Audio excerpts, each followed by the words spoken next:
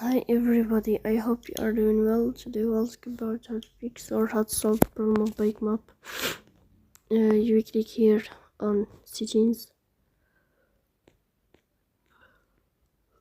then we click on apps, default apps, app settings. Here we search about BikeMap, then we click on first app and we click OK. Here you will enter to the window of storage. Then here we click on clear cache. As you see, we'll turn on your airplane mode and we'll turn off your airplane mode again to fix that problem. So please don't forget to support us by like and subscribe. See you next time in another video, and thank you for your watching and your attention.